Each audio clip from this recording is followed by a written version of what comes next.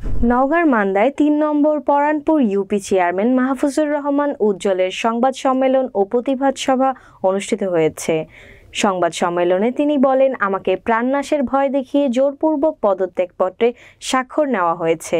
বিভিন্ন ভিত্তিহীন মামলার অভিযোগ দেওয়া হয়েছে। নওগাঁ পশ্চিম প্রতিনিধি আমজাদ হোসেনের তথ্য চিত্রে দেখুন বিস্তারিত। বুধবার সকাল 11:30টায় কুসুম্বা মসজিদ মোড়ে সীমানা কফি হাউসে এই সংবাদ সম্মেলন অনুষ্ঠিত হয়। এ সময় তিনি লিখিত বক্তব্যে বলেন, ইউনিয়ন পরিষদ নির্বাচনে আমার প্রতিদ্বন্দ্বী পরাজিত প্রার্থীরা সরকার পতনের পর যোগসাজশ করে কিছু সন্ত্রাসীকে অফিসে পাঠিয়ে দেয়।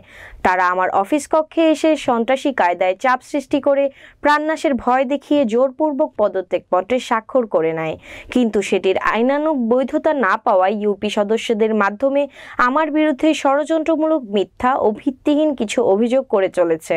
আমি এর তীব্র প্রতিবাদ ও নিন্দা জানাই। আমার বিরুদ্ধে যে সকল অভিযোগ করা হয়েছে সেসব প্রকল্পের অধিকাংশ পিআইসি অভিযোগকারী ইউপি সদস্যরাই। তারা অন্যের প্ররোচনায় পড়ে আমার বিরুদ্ধে এসব মিথ্যা অভিযোগ করছে। বর্তমানে আমি স্বাধীনভাবে চলাচল করতে পারছি না এবং প্রাণনাশের হুমকিতে আছি। আমি ইউনিয়নবাসী সহ প্রশাসন ও সচেতন মহলের সহযোগিতা কামনা করছি।